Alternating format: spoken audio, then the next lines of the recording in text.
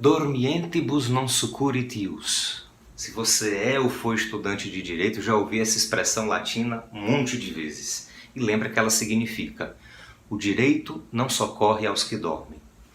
Pois o tema de hoje tem tudo a ver com esse brocado.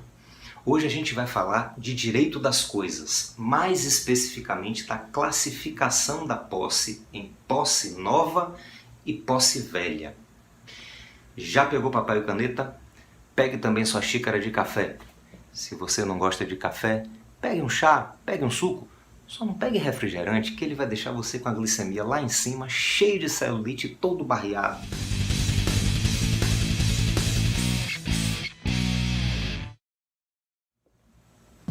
Como a gente sabe, o possuidor que tenha sofrido algum tipo de agressão à sua posse, ou seja, tenha sofrido um esbulho ou uma turbação, ou talvez ainda não tenha sofrido, mas se vê na iminência de sofrer esbulho ou turbação, tem à sua disposição a tutela da posse, a proteção da sua posse por meio das chamadas ações possessórias. Bom, as ações possessórias são procedimentos especiais previstos no Código de Processo Civil.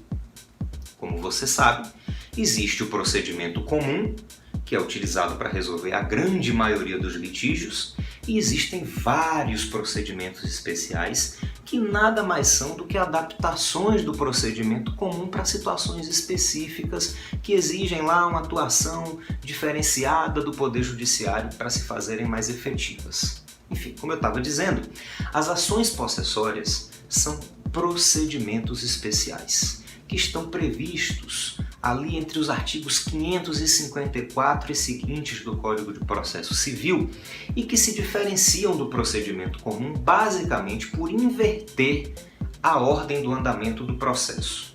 Dizendo de maneira bem resumida, no procedimento comum, o autor ajuiza a demanda, é realizada uma audiência de conciliação e mediação, depois disso o réu tem prazo para apresentar a contestação, aí vem a instrução do processo, com a produção de provas documentais, oitiva das testemunhas, interrogatório das partes, realização de perícia, etc, etc, etc, para só depois disso tudo o juiz decidir se concede ou não a tutela pretendida pelo autor.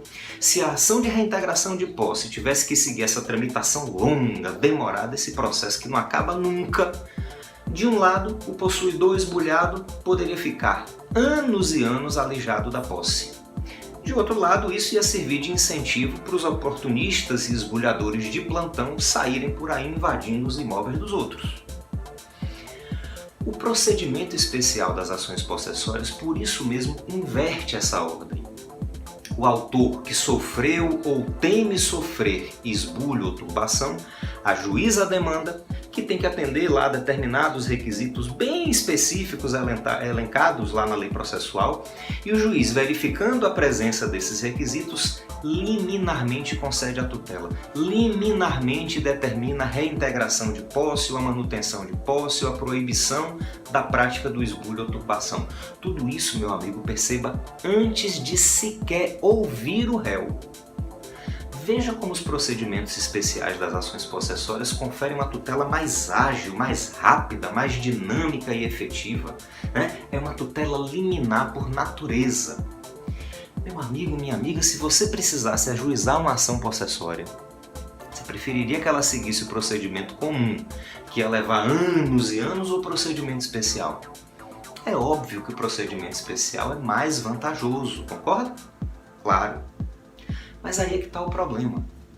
O artigo 558 do Código de Processo Civil estabelece o seguinte: regem o procedimento de manutenção e de reintegração de posse as normas da seção 2 deste capítulo, quando a ação for proposta dentro de ano e dia da turbação ou do esbulho afirmado na petição inicial. Parágrafo único. Passado o referido prazo, será comum o procedimento, não perdendo, contudo, o caráter possessório. Essa exigência do Código de Processo Civil quanto ao tempo da ocorrência do esbulho ou da turbação torna muito importante a distinção, ou seja, a classificação da posse, considerando-se exatamente o fator tempo. E aí, em razão disso, a doutrina e, obviamente, a jurisprudência fazem a distinção entre posse nova e posse velha. Então, a gente pode classificar a posse como posse nova ou como posse velha. O que é posse nova? Posse nova é aquela obtida no máximo ano e dia, ou seja, desde o dia em que ocorreu o esbulho até que ele complete um ano e um dia, aquele que praticou o esbulho vai ter posse nova. Passado esse prazo de um ano e um dia, essa posse se torna posse velha. E qual é a importância disso? Bom, em primeiro lugar, nós já vimos que o artigo 558 do Código de Processo Civil determina que, em caso de posse nova, a ação de reintegração de posse vai seguir o procedimento especial, é aquele mais rápido, aquele mais ágil. No caso de posse velha, a ação de reintegração de posse vai seguir o procedimento comum, mais lento e demorado. Em outras palavras, meu amigo, se você sofreu esbulho, corra logo para ajuizar sua ação de reintegração de posse antes de ano e dia, porque aí o processo vai seguir o procedimento especial, a chamada ação de força nova. Se você vacilar, ficar deixando para depois e o esbulhador acabar adquirindo posse velha, ou seja, se ele tiver mantido a posse por mais de ano e dia, você se ferrou, parceiro. Seu processo vai levar uma vida no procedimento comum. Mas a conversão da posse nova em posse velha traz outro efeito importantíssimo. Transforma a posse injusta em posse justa. Calma, eu vou explicar. Uma outra classificação de posse, que a gente falou em outro vídeo, é a que distingue a posse justa da posse injusta. A posse injusta é aquela obtida por meio de violência, clandestinidade ou precariedade. Então, a posse violenta, a posse clandestina e a posse precária são modalidades de posse injusta. Agora veja só, a posse injusta, quando é violenta ou clandestina, depois de ano e dia, deixa de ser injusta e se torna posse justa. Não, você não está maluco não, é isso mesmo que você ouviu. A posse injusta vai ser injusta enquanto for nova. Quando a posse se torna posse velha, depois de decorrido esse prazo de ano e dia da aquisição, a posse injusta se transforma em posse justa.